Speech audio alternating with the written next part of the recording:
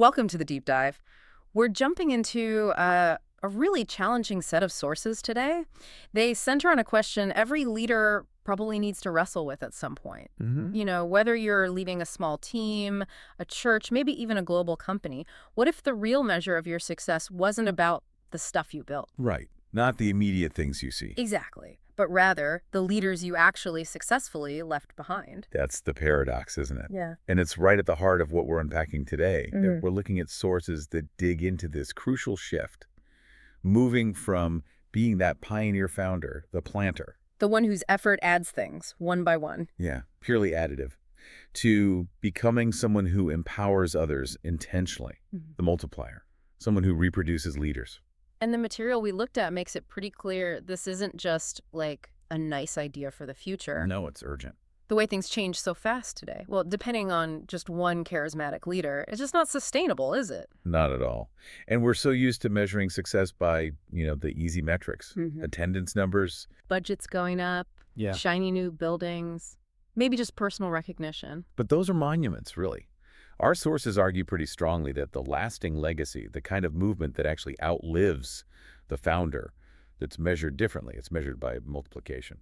So growth that isn't deliberately spread through developing capable leaders. It just hits a ceiling. It stalls. Or worse, it becomes really fragile, like a single point of failure waiting to happen. Okay. So our mission for this deep dive, then, is to unpack the roadmap for that shift, both the sort of theological underpinnings and the practical steps. Exactly. How do we get from that additive mindset, one leader gathering followers, to a truly multiplicative one, where leaders are focused on reproducing other leaders, generation after generation? And that takes a pretty big internal shift, I imagine. Oh, it's huge. It means letting go of control, which is hard. It means embracing a real humility like servant leadership, and crucially, putting in place frameworks that actually work, that are reproducible, so the mission continues long after you're gone. All right, let's start there with the foundation.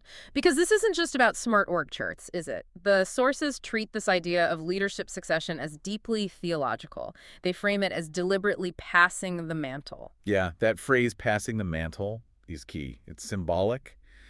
It represents a divine calling, sure, but also spiritual responsibility. So succession isn't just a good exit plan. No, the source is presented as more like an act of obedience. Yeah. It's rooted in this belief that God's work keeps going and it goes forward through people. He's prepared. Human agents carrying it on. And we've got some powerful biblical examples of this, right? Like Moses and Joshua. Classic case. Moses led the people out of Egypt, but God's plan was for Joshua to lead them into the promised land. And the handover wasn't quiet. Not at all. And this is crucial. It was done with real public intention. Moses commissioned Joshua right there in front of everyone. Why was that public part so important? Well, it ensured legitimacy, for one. It showed everyone this was the plan. It built resolve in Joshua, and it signaled continuity. You could read about it in Deuteronomy 31. Mm. This public handover made it clear the mantle was about God's mission continuing. Not about Moses preserving his own influence or power. Exactly. Mission over the man. Always. Then there's Elijah and Elisha. That feels even more intense, more spiritual somehow. It definitely is. And it's marked by that famous request from Elisha for a double portion of the Spirit. Okay, let's unpack that because it sounds a bit grabby, like he wants to be twice as good as Elijah. Yeah, read superficially, it totally sounds like that. Like he's asking for twice the fame or double the miracles. But the sources really push us to understand the context here. That language, double portion, it's rooted in the Old Testament principle of the firstborn son's inheritance. Ah, okay, so the firstborn got a double share, not just for himself, but But because he carried the primary responsibility for the family's future, for stewarding the estate, caring for others. So Elisha wasn't asking for twice the prominence. He was asking for twice the weight, the burden of responsibility. this spiritual stewardship needed to carry the mission forward. Precisely. He was signaling, I understand the weight of this legacy and I'm willing to bear it. It wasn't about personal glory. And what's amazing is God did multiply the impact through that intentional succession. Elisha's ministry, his miracles, they actually did surpass Elijah's earlier work in some ways. Wow, so it proves that succession is actually God's design for expansion. Yes, it's not just about continuity, it's about multiplication. And this whole template, intentional investment, preparing others to take over, it really culminates with Jesus and the apostles, doesn't it? Absolutely. Jesus is the ultimate example of this planter to multiplier shift. Think about it. His 3 years of public ministry weren't really about maximizing the crowd size then. He spent so much time with just the 12. Exactly. Pouring his life into these ordinary guys, preparing them. Why? So they could carry the kingdom forward. Specifically in his physical absence. He planned for his departure. And success wasn't measured by how many followed him directly? No, success was fundamentally defined by their ability to multiply, to go and make disciples, who would then go on and make more disciples. That's the Great Commission. It's multiplication baked in from the start. Okay, so we've got this clear theological mandate. Enduring success requires passing the mantle, but the sources are also pretty blunt about how often leaders resist this. Why? What's the barrier? Why do we fail at succession so often, clinging to the mantle? Well, it often starts right at the beginning in that exciting phase of creation, what one source called the trap of the first service. Meaning? Meaning when a founder successfully launches something, a church, a project, whatever it feels like an extension of their personality, their effort, and that line between God's work and the leader's own ego, it can get really blurry. Ha. The leader starts to become the brand, the essential ingredient. Exactly. And that's fertile ground for what the sources call the Elijah complex. Okay, what's that? It's that kind of isolationist mindset where the leader starts to genuinely fear being redundant.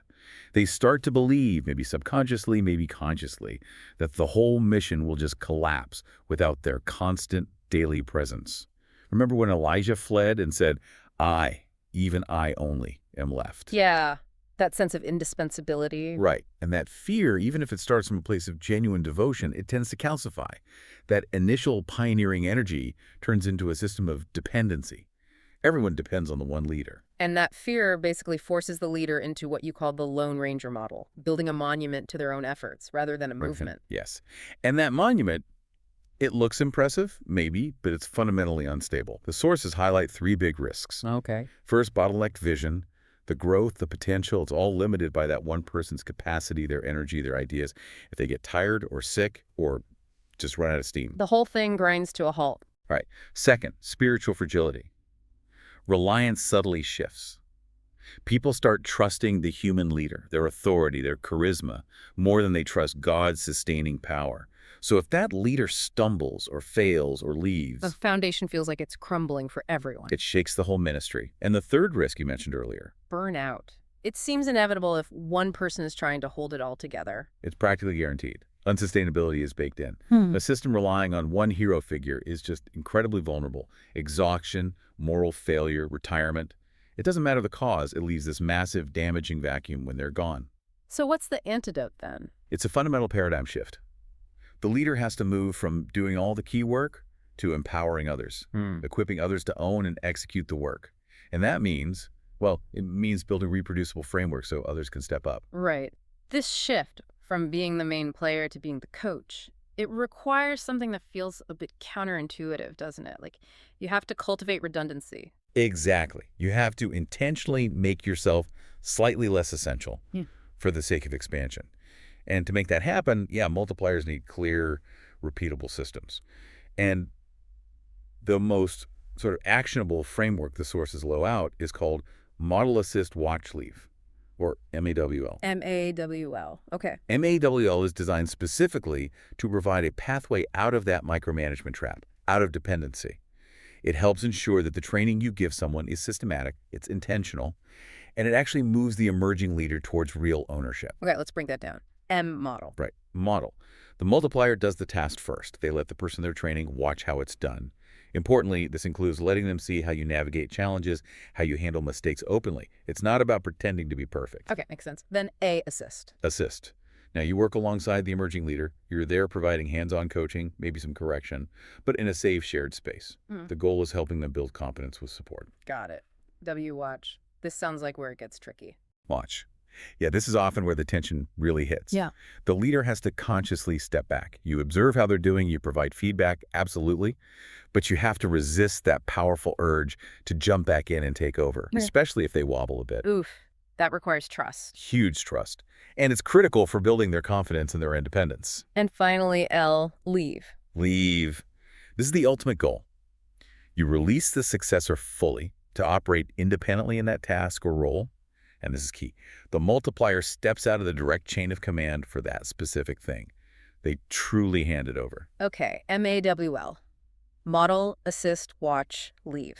If that's the blueprint, which of those stages, based on the sources, is the hardest one for leaders to actually execute well? Oh, unquestionably, it's leave. Yeah, I figured. It requires the multiplier to truly relinquish control, to accept the risk that the successor might do things differently, maybe less efficiently at first. Maybe they'll even make mistakes you wouldn't have made. And if you don't truly leave, You basically force the successor into a kind of permanent adolescence. They might be capable, but only when you're looking over their shoulder. They never develop full ownership or the confidence that comes with it. and the sources also stress that this handover, this transfer, it shouldn't just happen automatically. It needs some testing. Yes, absolutely. Yeah. It requires intentional stewardship from the mentor, but also demonstrated commitment from the mentee. Go back to Elijah and Elisha again. Right. Elijah didn't just hand over the mantle. He tested Elisha's commitment 3 times, didn't he? Asked him to stay behind each time. And Elisha kept saying, I will not leave you. Exactly. That persistence proved his resolve, his character. The point is, the mantle, the real responsibility, it needs to be earned through that kind of faithfulness and character before it's fully given. You need to know the person can actually carry the weight. Okay, so MEWL gives us the how-to, the tools for developing individuals. But what about the environment? What kind of soil is needed for this multiplication idea to actually take root and flourish across an organization or movement? That's a great question. The sources are clear. The soil has to be servant leadership. Okay. True, lasting influence, the kind that empowers others. It flows from humility and sacrifice, not from titles, not from positional power. One source called it downward mobility. Downward mobility, meaning... Meaning the leader actively prioritizes the growth and success of others above their own status or recognition. A servant leader genuinely champions other people's wins. They build trust by being honest about their own mistakes. They're constantly looking for ways to make others more successful, even more successful than themselves. That requires a lot of security in the leader, I'd imagine. It really does. And while practicing that kind of humility, the multiplier has to be constantly on the lookout, identifying future leaders, spotting the potential saplings in the orchard, so to speak. So how do they do that effectively? What are they looking for? It requires looking for potential overpolish. We can get easily impressed by charisma or eloquence, right? Sure. The person who presents well. Yeah. But the sources really hammer this point. Multipliers are trained to look for FAT leaders. FAT, okay, what does that stand for? Faithful, available, and teachable. Faithful, available, teachable. Okay. The emphasis is heavily on faithful, especially faithfulness in the small, unseen, maybe unglamorous tasks. That really shifts the focus, doesn't it? Away from just outward appearances or skills. Completely. The person who consistently handles small responsibilities well. That's your multiplier's pick. The sources bring up that principle, whoever can be trusted with very little can also be trusted with much. Makes sense. And available and teachable are crucial because, look, you can often train someone in a specific skill, but you can't easily instill faithful character or willingness to learn a non-defensive attitude. Right. We've all seen the super talented person who just isn't reliable or won't listen. Exactly. Multipliers learn to bet on the dependable, teachable person every single time, even if they're less flashy initially. Okay, so we've talked a lot about the individual leader developing another leader, but the sources also highlight the biblical model of shared leadership, right? The plurality of elders. Yes, very strongly. But let's be real, sometimes shared leadership sounds great, but it can lead to analysis paralysis or really slow decision-making. Did the sources talk about that challenge? They do address it, but they frame plurality less as a tool for maximum efficiency and more as a system for resilience and safeguard. Ah, okay. Like insurance. Kind of. Yeah. Look at the patterns. Moses had the 70 elders supporting him. Paul, as he planted churches, systematically appointed elders in every church. Plurality provides collective wisdom, which is huge. It provides essential accountability, a check against that Elijah complex or even moral failure. And crucially, it guarantees continuity. So one person leaving doesn't sink the ship? Exactly. Consensus decision-making might occasionally slow down a single decision. That's true. But the sources argue it dramatically lowers the risk of catastrophic failure or the mission just collapsing when the founder eventually departs. It builds a much stronger, more resilient structure. So if this multiplication DNA is really embedded in the culture, in the Hmm. structure, then the way we measure success has to change too, right? It fundamentally has to change. What's the new metric we should be tracking? Yeah. It's got to be about output, not just maintenance. Multiplication DNA means every single leader who is raised up should, in turn, be equipped and expected to reproduce other leaders. So stop counting just heads and seats or programs run them. Pretty much. Or at least don't only count those things. Start tracking success by the number of leaders you've intentionally trained and released. Track the ministries or initiatives successfully launched by those leaders.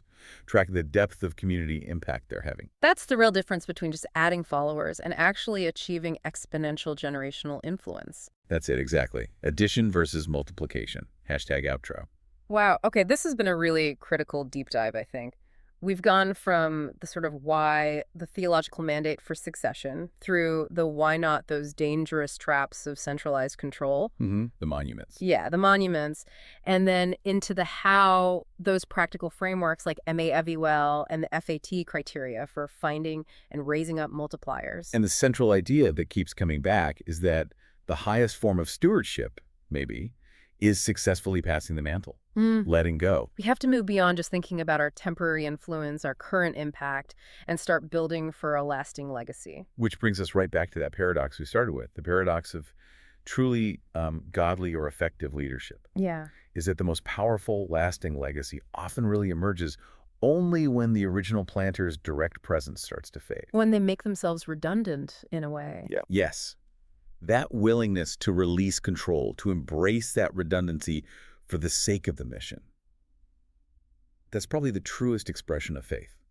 Faith that the mission is ultimately sustained by God, not just by our own human effort or charisma. It really reframes the founder, doesn't it? From being the main character to being the essential catalyst for what comes next. Well said. And that leaves us, and maybe leaves you listening, with a pretty challenging thought to reflect on this week. The ultimate measure of true success. Yeah. Ask yourself this. Imagine years from now. You're not standing there basking in applause for the monument you built.